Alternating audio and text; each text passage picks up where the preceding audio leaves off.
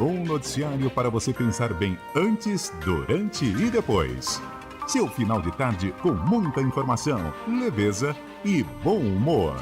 Rodrigo Bocardi e Carolina Moran analisam as notícias mais quentes do dia. Ponto Final CBN. Um programa descontraídamente sério. De segunda a sexta, a partir das 5 da tarde.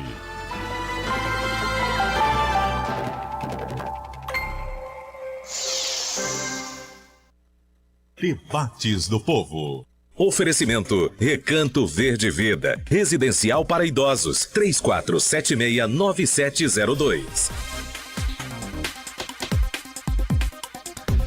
Olá, boa tarde Fortaleza, muito boa tarde a toda a região do Cariri, boa tarde, boa noite, bom dia a todos os cearenses pelo mundo. Hoje é sexta-feira, 10 de maio, e está no ar mais um Debates do Povo, a sua companhia de segunda a sexta-feira das 4 às 5 da tarde.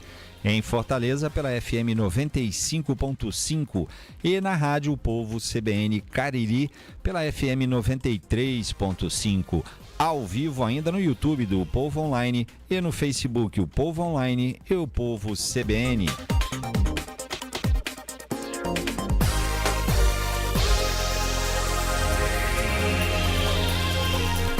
Tem se falado e criticado muito nos últimos anos o avanço do poder judiciário sobre questões da política, especialmente sobre decisões do legislativo.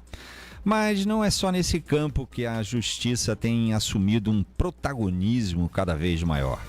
A judicialização da saúde, por exemplo, envolve diversos serviços públicos e privados. Pode ser o fornecimento de medicamentos, a disponibilização de exames e a cobertura de tratamentos para doenças. Cada vez mais o judiciário tem decidido questões assim. É o que acontece quando o cidadão não consegue acesso a medicamentos ou tratamentos ainda não padronizados pelo Sistema Único de Saúde ou que estão em falta. Só que a Justiça leva em média 1 ano para dar respostas a esses processos. Em 2022 foram abertos 295 mil processos, isso relacionados ao SUS. E uma pesquisa elaborada pelo Conselho Federal de Medicina analisou a judicialização da saúde e chegou a números impressionantes. Segundo o estudo, o Brasil possui 573.750 processos para um total de 562.206 médicos. A Justiça Federal acumula 13,48% dos processos, enquanto a Justiça Estadual possui 86,52%. As especialidades médicas com maior número de processos no Superior Tribunal de Justiça são ginecologia e obstetrícia, traumatologia e ortopedia, cirurgia plástica e cirurgia geral. O número de processos vem crescendo e também o de condenações. Quais são, então, as alternativas e soluções para a redução dos processos relacionados à saúde na Justiça?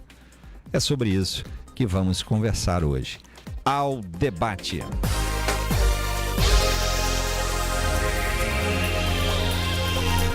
No programa de hoje, eu aqui no estúdio da Rádio Povo CBN, na Avenida Guanambi 282, aqui em Fortaleza, recebo com participações à distância, recebo Vera Valente, diretora executiva da FENA Saúde, a Federação Nacional de Saúde Suplementar.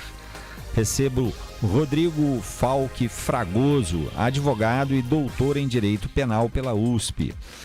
Recebo também Rogério Scarabel, ex-presidente da ANS, Agência Nacional de Saúde, sócio do M3BS Advogados. Recebo também, claro, como sempre, como todos os dias, recebo você que também participa do programa e interage conosco pelo WhatsApp, o 8596992299, ou pelo YouTube, o Povo Online. Pode mandar mensagens também pelo Instagram e pelo Facebook da Rádio Povo CBN. São 16 horas e 12 minutos. Debates do Povo. Apresentação: Marcos Tardan. Muito boa tarde, Vera, Rodrigo, Rogério. Prazer receber vocês aqui hoje e ver, claro, que estão em boa saúde. Tema do programa de hoje. Boa saúde, isso é que é o mais importante. Vamos então começar? O fato do dia. As manchetes. Vamos aqui às manchetes. Começando pela manchete neste momento do portal O Povo. Uma manchete local, mas de muita relevância aqui para a cidade de Fortaleza. Diz assim: na praia de Iracema, prédio do aquário é oficialmente doado à UFC, a Universidade Federal do Ceará. No G1, a principal manchete neste momento é: estudo aponta a relação entre mudança climática e chuvas mais intensas no sul do Brasil. No UOL, chuvas e frio chegam a Porto Alegre e nível do Guaíba deve voltar aos 5 metros. Na Folha de São Paulo, tráfego de barcos e paciência para convencer resistentes marcam saga de resgates no Rio Grande do Sul. No O Globo, ao vivo, volta a chover e Porto Alegre entra em estado de alerta. Previsão de ventos de 100 km por hora.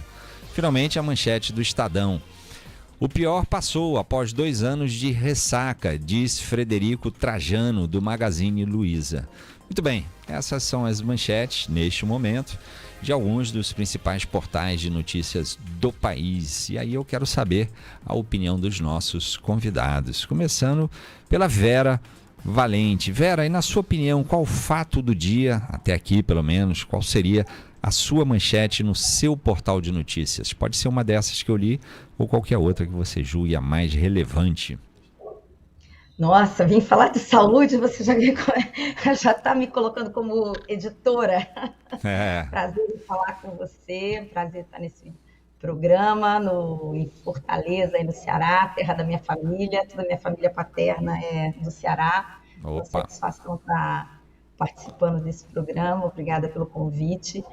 É difícil, né? Eu acho que eu, como cidadã, o tema que mais me toca e que eu tenho mais interesse no momento de estar acompanhando minuto a minuto é a tragédia do Rio Grande do Sul. Então, para mim, eu busco todo momento notícias sobre isso. Eu acho que nada está mobilizando mais a nossa atenção, né, do que o andamento do que está acontecendo lá.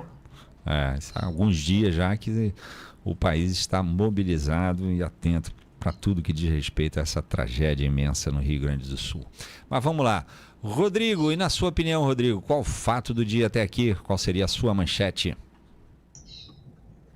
Ô Marco, obrigado pelo convite, é um prazer estar aqui, é um prazer dialogar aqui com a Vera, com o Rogério mais uma vez e participar aqui do seu programa com seus ouvintes.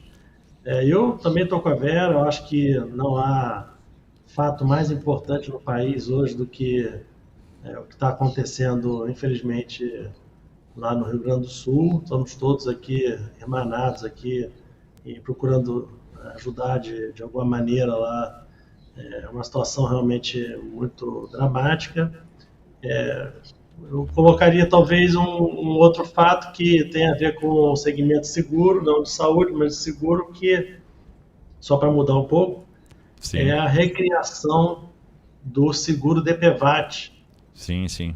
Que foi decidida essa semana pelo Senado Federal e vai provavelmente consumir 15 bilhões aí do orçamento federal. É um seguro obrigatório, que prevê reparação para vítimas de acidente de trânsito e foi Mas você é a favor disso? Você está de acordo com isso? Pois o seguro DPVAT ele tem uma inspiração social muito, muito interessante. Ele foi criado na época, em 1974, e cobria efetivamente vítimas de acidentes, tanto indenizações por morte, invalidez e algumas despesas médicas também.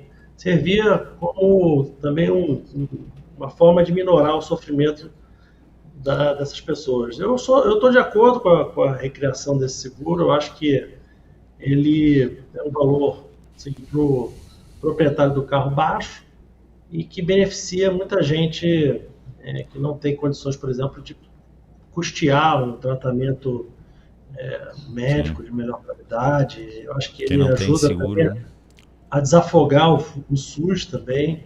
Então, acho que se ele for bem gerido, e essa pode ter sido uma das razões aí para a sua descontinuação, mas se ele for bem gerido, ele pode prestar um bom serviço ao país, com certeza. Acho que vai ser a Caixa Econômica, né, que vai gerir esse, me parece. Mas vamos lá. Rogério Scarabel, e na sua opinião, Rogério, qual o fato do dia, qual seria a sua manchete? Olá, Marcos. Obrigado pela gentileza do convite. Cumprimentar aqui a Vera, o Rodrigo. Dizer que eu estou em Fortaleza, né? Já cheguei agora há pouco aqui, estou em casa. Moro aqui em Fortaleza, uma alegria aqui falar com todos os seus ouvintes também, o qual eu mando um abraço. Marcos, eu queria aproveitar e me solidarizar com todo o povo que vive, né, no Rio Grande do Sul, está passando por essa tragédia, por esse momento difícil, mas nós somos brasileiros, não desistimos nunca, né?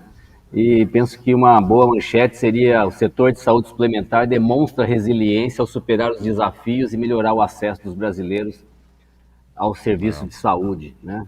E como matéria aqui de capa, eu gostaria de lembrar que a Agência Nacional de Saúde Suplementar antes de ontem, tomou uma importante medida, que é flexibilizar regras regulatórias, mostrando toda a sensibilidade da diretoria colegiada, de todos os servidores, ao momento que o Rio Grande do Sul vem passando. Então, essa flexibilização permite que os prestadores e também as operadoras de saúde, então, foquem naquilo que é importante, naquilo que é essencial para o momento, que é cuidar dos brasileiros, que é cuidar do povo que está lá no Sul, né? Então, acho que foi uma medida bastante importante. E claro que isso vai se adaptando com o tempo, mas permite que nós afastemos por um momento questões burocráticas que podem ser consideradas até insensíveis em determinado momento e foquemos então naquilo que verdadeiramente importa, que é o cuidado psicológico, é o acolhimento, é a sensibilidade, é o cuidado urgência e emergência, né? Então, uma decisão bastante importante, bastante relevante, eu traria aqui como destaque também. Pô, bacana, vamos lá, já pegando carona aqui na sua fala, Rogério, você mencionou a ANS, que é a Agência Nacional de Saúde Suplementar, né? É uma agência reguladora do setor de planos de saúde do Brasil, né?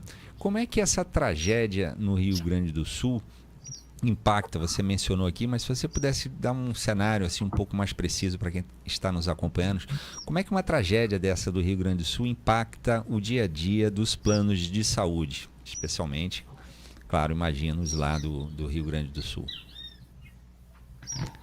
Marcos, a tragédia do Rio Grande do Sul eu comparo muito com o que eu vivi enquanto presidente da agência, enquanto diretor da DIPRO, no momento pandêmico, né? Covid também, Vera também estava nesse momento, também foi uma pessoa de contribuição ímpar para o desenvolvimento e para que nós pudéssemos, naquele momento, superar tudo aquilo que aconteceu e que conseguiu fazer com que o setor salvasse milhares de vidas, trouxesse saúde, tranquilidade e que o setor saísse junto com seus beneficiários do outro lado da margem, representando e sendo mais relevante ainda do que era em 2018 para esse momento. Me parece muito semelhante quando nós tratamos do desconhecido. Eu não sei o que é que vai acontecer quando as águas baixarem, por exemplo. Eu não consigo imaginar como é que você altera 150 mil residências, 90% de um estado todo tomado por um problema.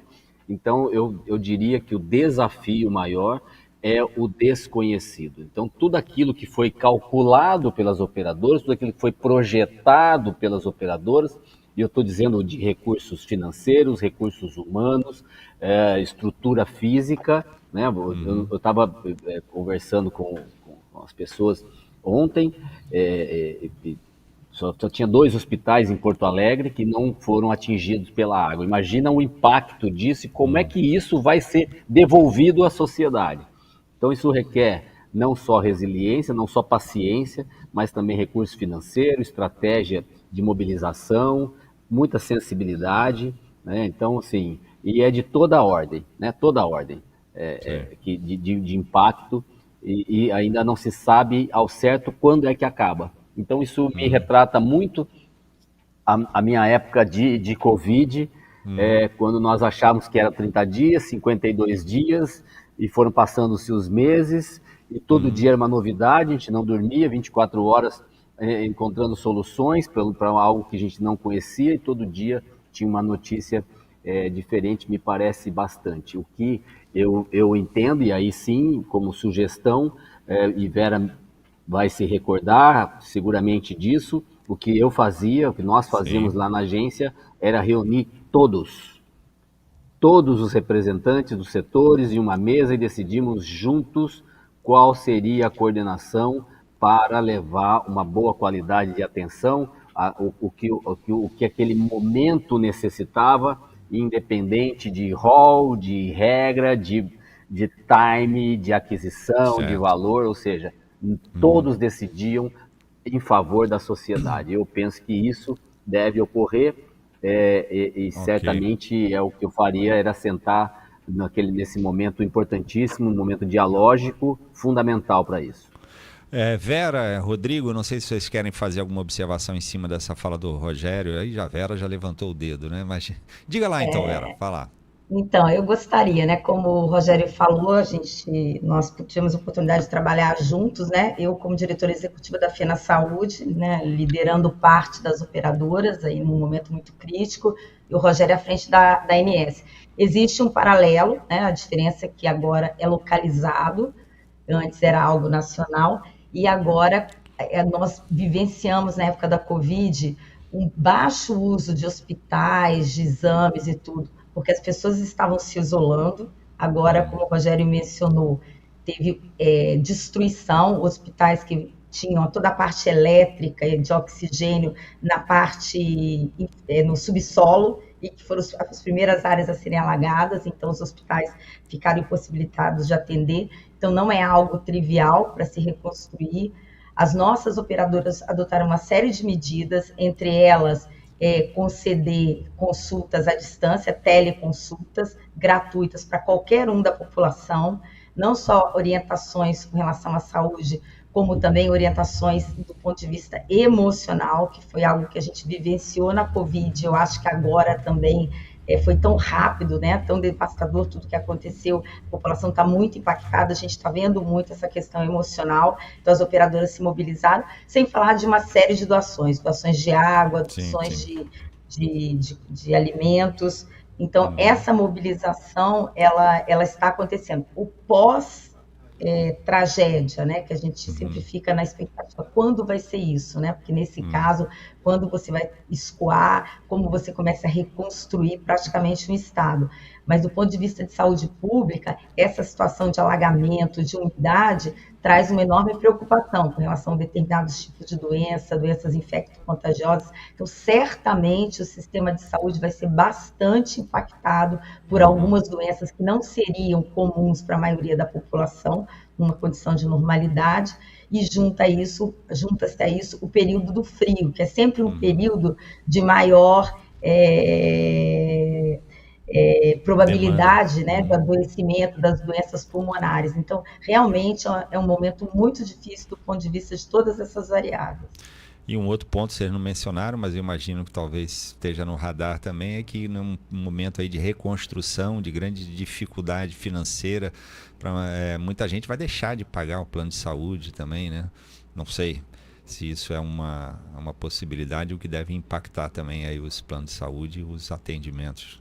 Mas, Rodrigo, você quer falar alguma coisa sobre isso? Senão eu já queria entrar no tema da judicialização aí com vocês, inclusive, o que pode vir de judicialização a partir, inclusive, dessa tragédia no Rio Grande do Sul. Mas diga lá, Rodrigo.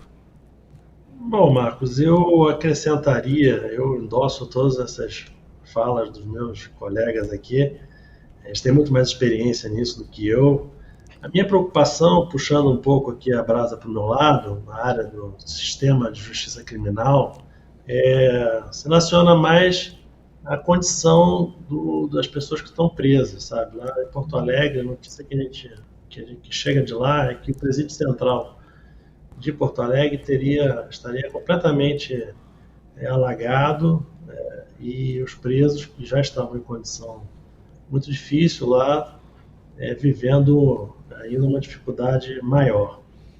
Eu tenho preocupação com isso. Eu acho que uma parcela da população que costuma não receber a devida atenção, né, dos poderes públicos, é uma calamidade pública que atinge, nesse caso, a todos, e especialmente quem está preso e não pode, por exemplo, se abrigar em lugares mais seguros, né, por razões óbvias, mas de outro lado também acaba tendo uma consequência ainda mais gravosa para a sua condição atual. Então, é uma referência que eu faço aqui, porque eu sei que esse é um dos presídios que foi considerado aí no passado recente um de piores condições do nosso país. Eu acho que isso precisa ser devidamente considerado também pelos propositores de políticas públicas. Muito bem. Vera, na abertura aqui do programa, eu mencionei alguns números, né, rapidamente, só dei um pequeno panorama aqui dessa questão da judicialização da saúde.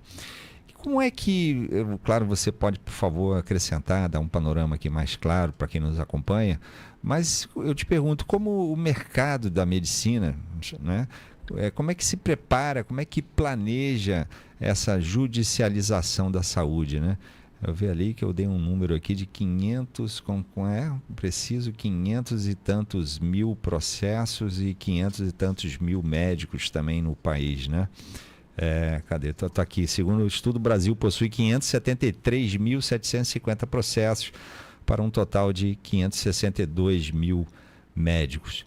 Como é que é esse preparativo, esse planejamento para a judicialização da saúde?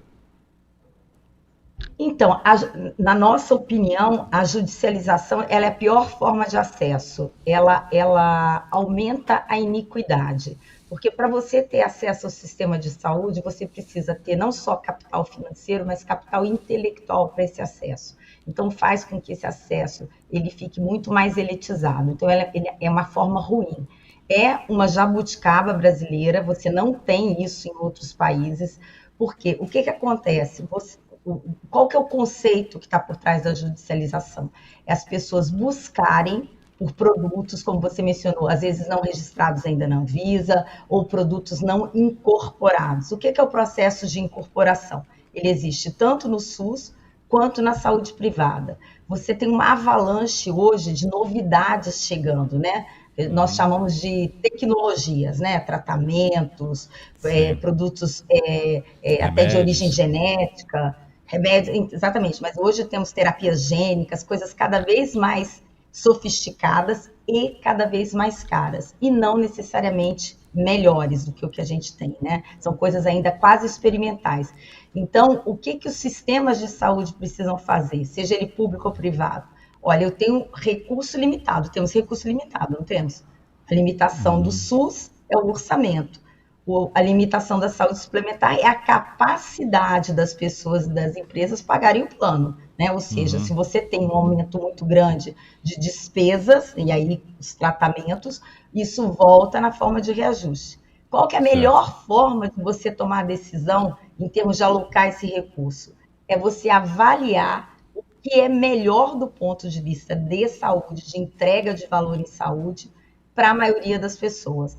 Então, se você beneficia uma pessoa com um tratamento que houve uma negativa de incorporação e que custa, a gente tem casos hoje de tratamentos de 7, de 10 milhões de reais, isso sai do bolso do coletivo. Então, você ter alguém, uma instância técnica, como é na Inglaterra, no Canadá, em vários países do mundo, que avalia essa tecnologia, o que ele está trazendo de valor, compensa o que ele está trazendo de aumento de custo, e você fala que sim, você incorpora. Se o governo ou órgão de avaliação fala que não, e aí esse não é respeitado, porque existe uma limitação de recursos. Então, a judicialização ela é péssima no Brasil, ela traz muita insegurança jurídica. Mas aqui, olha, mensagens aqui chegando. O Emerson da Barra do Ceará, acho que discorda de você. Ele diz assim: ai de nós se não fosse o Poder Judiciário, principalmente na pandemia. Mas nossa justiça precisa ser mais rápida. O Carlos Ronaldo também vai nessa linha. Ele diz: judiciário é o caminho, já que a maioria das agências reguladoras se voltaram contra o consumidor, favorecendo os setores, principalmente a elevação de preços. Diz aqui o Carlos Ronaldo. Duas das mensagens que chegaram, já eu leio mais algumas, mas agora eu preciso chamar um rápido intervalo aqui na transmissão da rádio. A gente vai continuar a conversa sem intervalo pelas redes sociais e retornamos daqui a pouquinho para a transmissão da rádio. São 16 horas e 33 minutos. Até já. Rogério, esse cenário que a Vera trouxe atinge igualmente distribuído por todo o país, ou há pontos, estados em que essa situação é mais crítica, mais preocupante? Não, atinge todo o país. Não conheço nenhum estudo assim que mostre. Talvez em matéria de alta tecnologia e de baixa tecnologia, talvez, mas a difusão da informação hoje é muito grande, a difusão como é que chama? O tempo de aprendizado vem diminuindo cada vez mais, até por conta do próprio esforço, né, das empresas que colocam no mercado o procedimento, ou mesmo o medicamento e tudo mais, a tecnologia, né? Sim. Mas quando a gente fala de processos assim na saúde, especialmente contra médicos, contra hospitais, pessoas físicas e jurídicas, aí tem uma diferença grande, né? Me parece que São Paulo está na liderança, aqui no Nordeste, acho que o estado que tem mais é a Bahia, ou seja, em número de processos... Mas acho que a pesquisa não é proporcional, né, Marcos? Acho que é por número, né, de processo, né? Isso, sim. Mas até fazendo um comentário. E você tem no Sul... Oi, desculpa, Vera, perdão. Não, vai lá. Não, que eu ia falar que existe realmente uma concentração em São Paulo. A gente fez uma análise da judicialização em São Paulo, porque tem muito a ver com a concentração. Como eu falei, você precisa ter conhecimento desse acesso e dinheiro para esse acesso, né? E a gente, infelizmente, no Brasil tem essa distribuição irregular, né? Você tem uma concentração muito grande no eixo Rio-São Paulo, no Sudeste, né? Chega a ter em São Paulo 46% de cobertura dos planos de saúde. Quando a gente fala de saúde suplementar, evidentemente, né? Mas quando a gente fala de risco médico, isso também vai muito do nível de conhecimento, né? O nível de compreensão, né? O nível de compreensão da sociedade, né? Então, você tem uma cobertura muito grande, uns estados muito mais pobres do que outros, então você tem isso que a Vera falou, né? O nível de conhecimento, então é diferente no país todo, né? Certo. Ô, Rodrigo, você é advogado, doutor em Direito Penal pela USP, né? A gente está falando aqui de judicialização. A Vera disse que não é, que ela lamentou, né, esse caminho da judicialização, melhor se não fosse tão comum, mas a gente viu aqui, eu li duas das mensagens aqui de quem nos acompanha, enaltecendo aqui o poder e a importância, o valor do judiciário nessas questões. Como é que você vê isso, Rodrigo? Marcos, eu acho que a judicialização é um problema crônico, e não só na área da saúde, em muitas outras áreas. O Poder Judiciário está se organizando. Opa, desculpe. Rodrigo, desculpe, só um instantinho. Essa música está sinalizando que a gente está voltando para a transmissão da rádio. Deixa eu só anunciar e eu te dou a palavra para você desenvolver o teu raciocínio. Tá bem. Debates do Povo. Estamos de volta hoje recebendo o Rogério Scarabel, o ex-presidente da ANS, recebendo Vera Valente, diretora executiva da FENA Saúde, e recebendo o Rodrigo Falck Fragoso, advogado.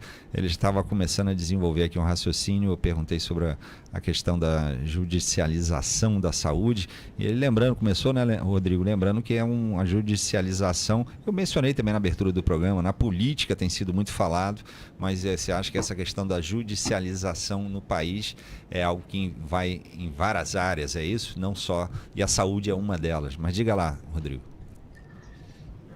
Não, a primeira importante consideração é o seguinte: o direito à saúde é um direito fundamental que deve ser. Os tribunais de justiça estaduais já identificaram em diversos segmentos econômicos.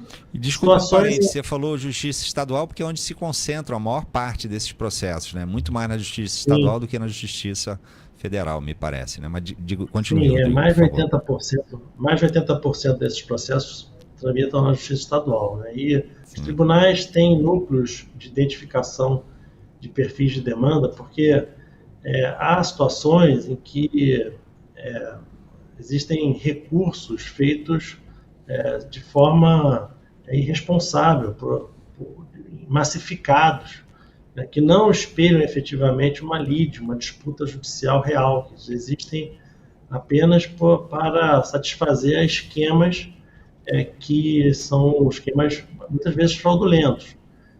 Por exemplo, dá um exemplo.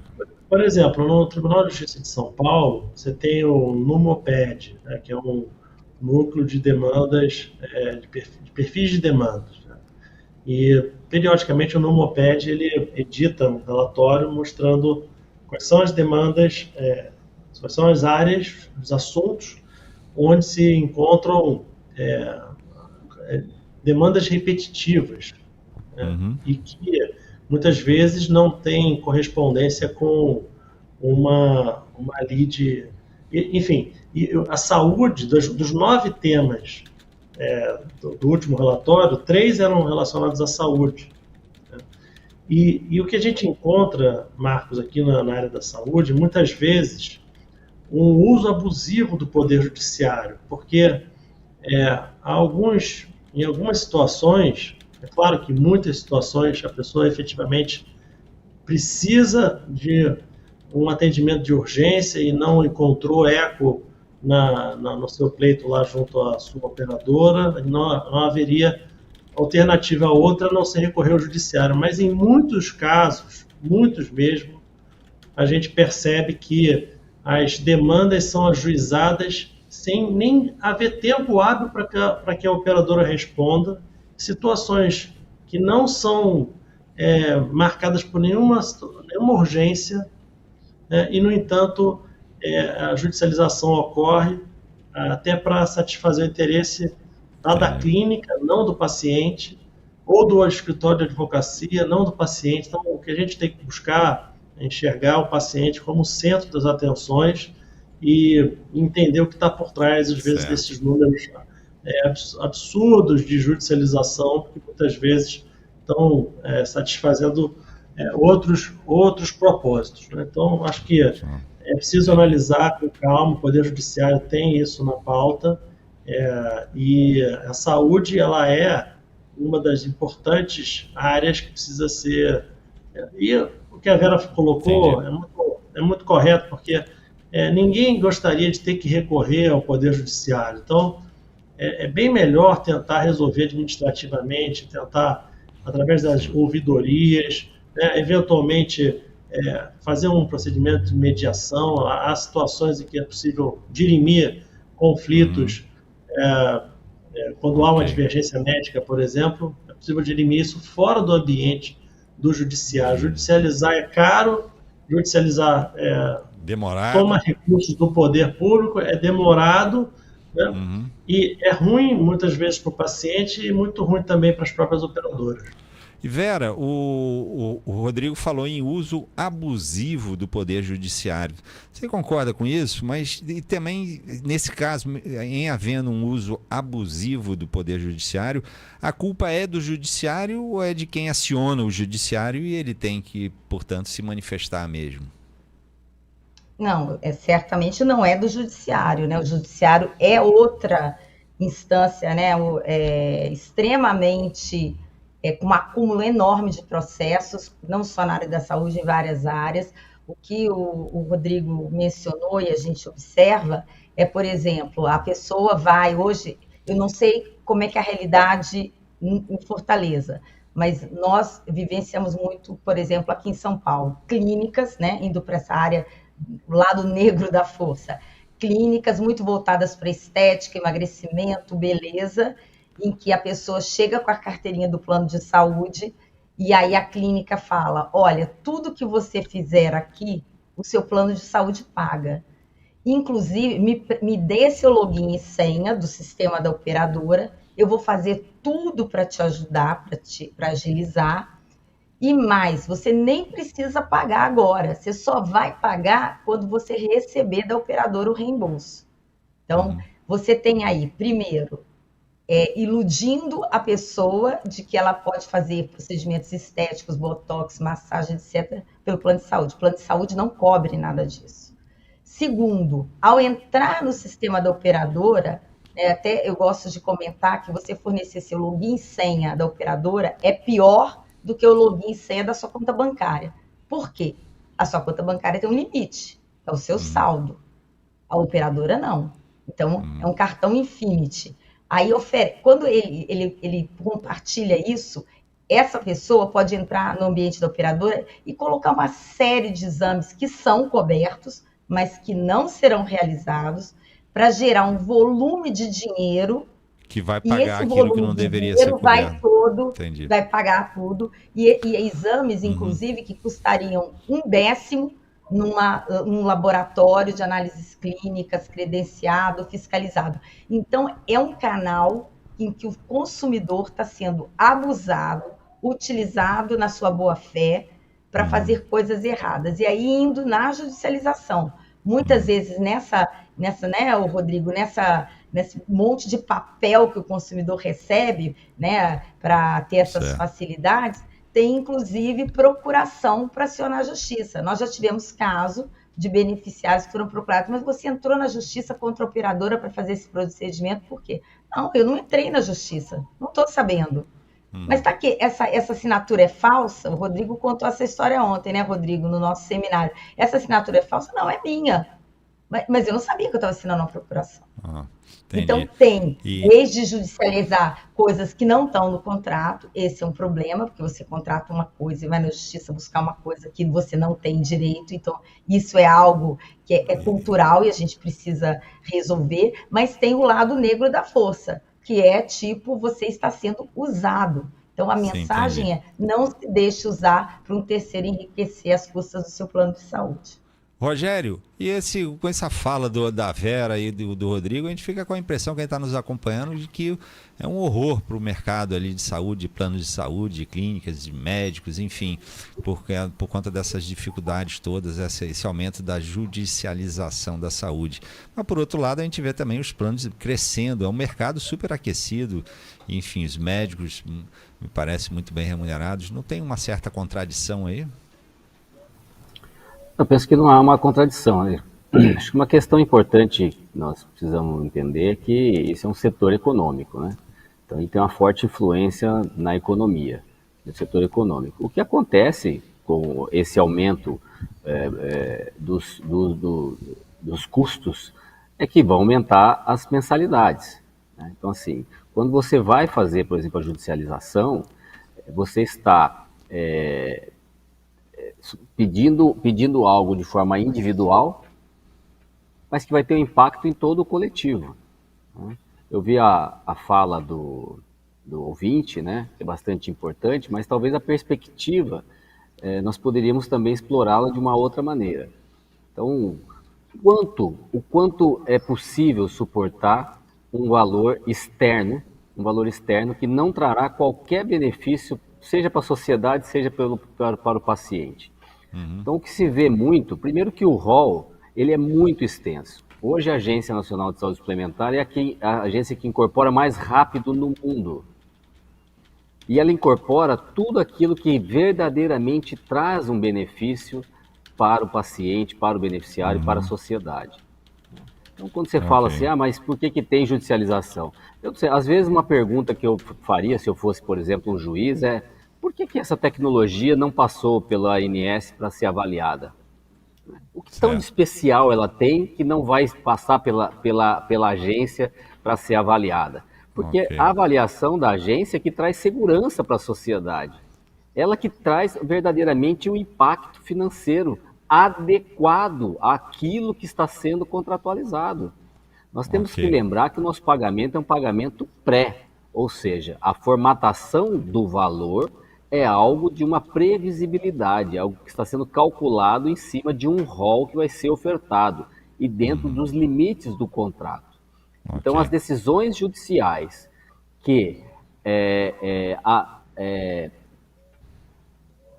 são positivas, vou chamar assim, do aspecto individual, são prejudiciais para o coletivo. Colocando um incremento financeiro do qual não havia precificação, ela vai ter um reflexo óbvio. Ou ele vai colocar no reajuste, e aí depois nós vamos discutir, mas os reajustes são altos. Sim, os reajustes são altos. Não existe incorporação que não seja refletida no reajuste. E do outro lado também, os preços de entrada. As mensalidades de quem quer entrar nesse sistema estão cada vez mais altas. Ou seja, você tem um impedidor que pode acabar criando uma saída do beneficiário, que lá está, e impedindo a entrada de outro para cá. Então, você acaba tendo isso muito caro e vai acabar se elitizando. Né? Então, não é uma boa medida a judicialização, porque não contempla questões técnicas, nem na área da assistência, tampouco na área regulatória. Muito bem, vamos lá, o papo tá bom, tá correndo rápido e avançamos muito aqui no horário, eu preciso chamar mais um rápido intervalo, são 16 horas e 49 minutos, até já. E como vocês saberiam me avaliar assim, esses valores... o Rogério estava falando agora do impacto nisso no coletivo, né, nas mensalidades, na maneira geral, que os usuários vão pagar aí nos seus planos de saúde. Mas como estão os valores médios cobrados no Brasil numa comparação com o resto do mundo? Vocês sabem dizer isso? Tem esses estudos? Imagino que sim, né? É muito diferente. Esse desenho só tem no Brasil. Não, primeiro que o Brasil tem essa complementariedade do sistema público e sistema privado. Você tem vários sistemas que são referência em termos de entrega em saúde, Inglaterra, Canadá, Austrália, que são sistemas 100% públicos, né, ou eminentemente públicos. Então, esse nosso modelo, primeiro, ele tem essa complementariedade. E você tem hoje no Brasil uma possibilidade, quando você tenta explicar para outros sistemas, mesmo sendo no sistema privado, que as pessoas podem navegar nessa rede de prestadores da forma como ela quer. Ou seja, hoje eu vou no especialista, eu tenho uma dor de cabeça, eu já vou no neurologista. Isso é algo que não tem em nenhum outro lugar do mundo. Você não sai com uma dor de cabeça. Você tem uma organização do sistema de saúde. É assim que funciona em muitos lugares.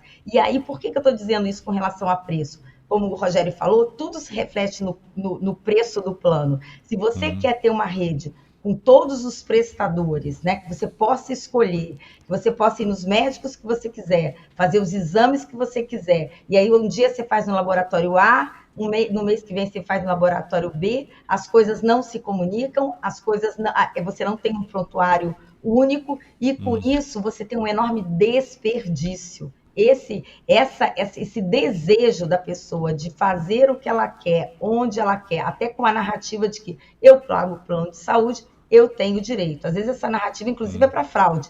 Não, eu fiz um botox, pedi recibo de consulta, porque eu pago muito caro no plano de saúde, eu tenho direito. Então, essa mentalidade, ela traz um custo muito alto para o nosso modelo de saúde suplementar. Que é único, é isso, Rodrigo? Esse modelo que a gente tem aqui no Brasil não tem paralelo no mundo? Olha só, a Vera pode responder essa pergunta. Eu não sei, não sei te dizer. Não tem paralelo, é mesmo? Não tem. Eu achava que tinha algumas semelhanças com outros países, sim. Não, você tem semelhança, você tem semelhanças no americano, mas sob a perspectiva securitária, você tem o australiano, é parecido, você tem o sul-africano, também é parecido com o nosso, mas esta convivência entre dois setores, um público, um privado, incorporação pública e incorporação privada, eu desconheço outro lugar que tenha isso. Olha, essa jabuticaba aí que vocês falaram. Vamos lá, pelo horário aqui eu já vou passar, quando a gente voltar aqui, eu vou anunciar e a gente já entra numa rodada de considerações finais.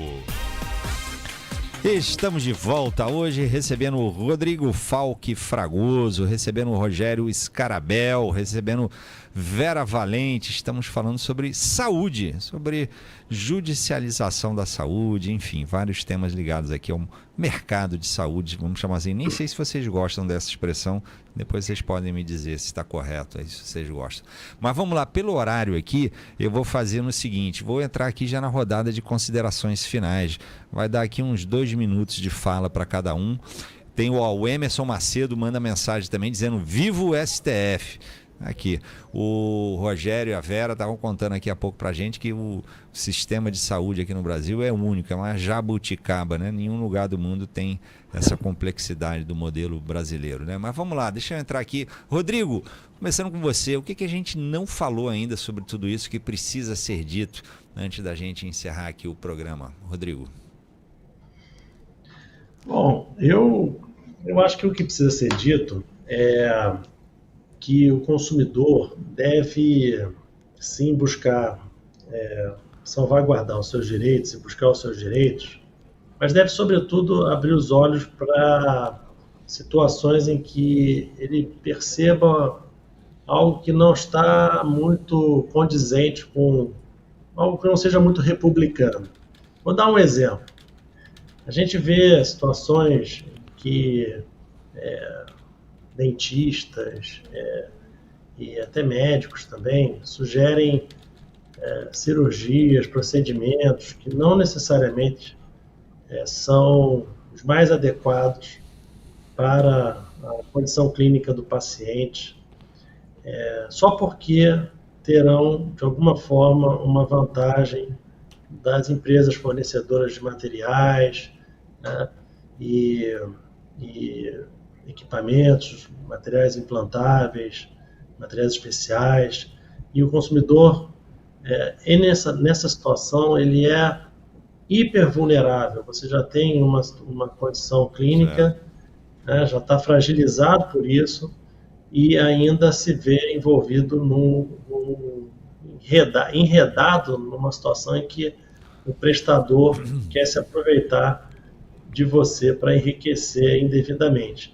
Então, acho que o que a gente não falou, acho que foi isso. Assim, a gente deve ter responsabilidade no uso dos nossos recursos. O plano de saúde, ele é um direito seu, você paga pelo plano, você tem que conhecer bem as regras de funcionamento do plano e não permitir que outras pessoas façam uso dele indevidamente, porque isso pode se reverter contra você. Acho que, como mensagem final, eu conclamaria os consumidores a enxergar com clareza essas propostas de gratuidade por quem não tem nenhum tipo de relacionamento comercial com operadoras, essas propostas de gratuidade para procedimentos que são obviamente excluídos dos contratos, e mesmo na situação em que a pessoa precisa fazer uma cirurgia, né, não permitir que o seu plano seja usado pelo prestador para solicitação de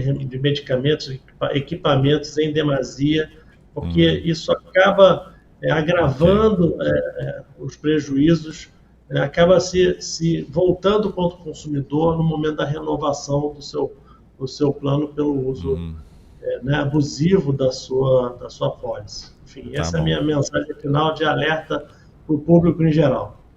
Muito bem, o que você está falando lembra muito aquela questão de ter bom senso, né? Mas aí tem aquele ditado, né? Que o bom senso diz mais ou menos assim, né? Que o bom senso é a coisa mais bem distribuída do mundo, né? Todo mundo acha que tem, né? Mas vamos lá. Rogério Scarabel, e as suas considerações finais, Rogério? O que a gente não falou ainda que precisa ser dito? Ô, meu caro, sabe uma coisa que eu sempre sinto falta em todos os debates? Diga. É porque a gente fala, não sei se é uma característica humana, uma característica do brasileiro, de sempre olhar para o que está ruim. Mas dizer que os planos de saúde no país geram 4 milhões de empregos, é 10 mil reais mais alto do que a renda normal de um comerciário, desenvolve tecnologia, faz com que nós tenhamos incorporações importantes para a nossa saúde, para a nossa longevidade de vida, distribui cada R$100 que você paga na sua mensalidade, R$86 em média é distribuído. Eu não conheço outro setor que distribua tanta riqueza, que paga as clínicas, hospitais, todo o corpo diretivo, todo o corpo de trabalhador que nós temos no mercado. É o terceiro maior setor que mais emprega por metro quadrado, né? Então a gente sempre fala de coisas ruins.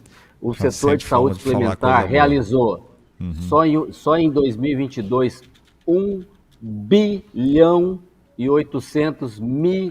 de procedimentos. Nós damos muita ênfase a 90 mil ações, reclamações, e que deve sim ser tratadas com a importância que ela merece. Certo.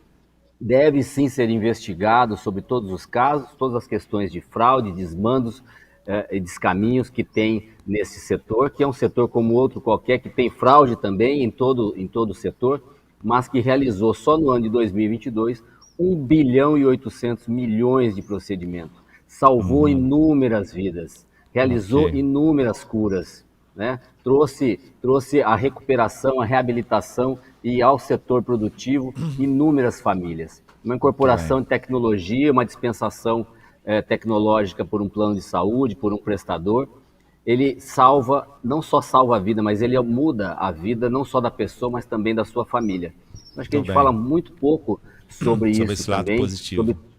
Sobre todas as questões que estão aí. Eu tenho certeza que todo mundo tem uma história positiva para falar de um tratamento médico, de um tratamento hospitalar e também de um tratamento de um plano de saúde. E como são as considerações finais, meu caro Marcos, eu já me despeço aqui de você e também de todos os ouvintes. Vera, prazer estar contigo mais uma vez. Rodrigo, super abraço para você também, meu caro. Feliz de estar aqui. Me convide sempre, por favor. Tá, vamos convidar sim. Mas legal, Vera, pela fala do Rogério, essa jabuticaba brasileira é boa, né? Diga lá, Vera, suas considerações finais. Temos desafios, eu ia na linha do Rogério falar desses 1,8 bilhão de procedimentos, né? Em um ano. Então, realmente é um setor que gera muito serviço, presta muito serviço em termos de atendimento.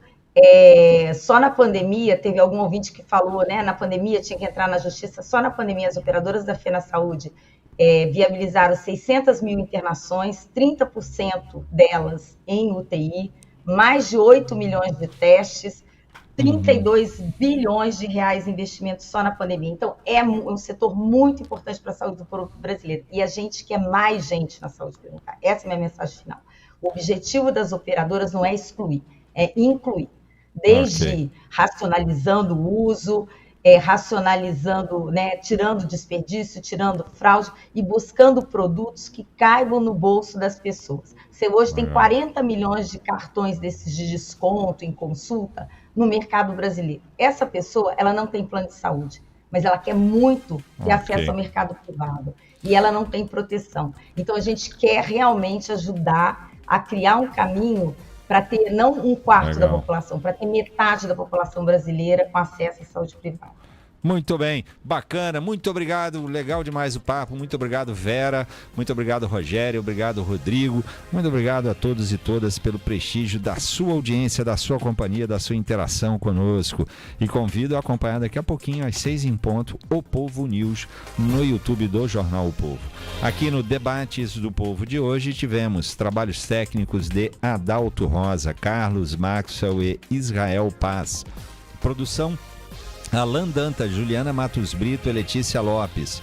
Direção de jornalismo, Jocélio Leal. Apresentação, Marcos Tardan. Na sequência, no AM 1010, você fica com Trembala, não para.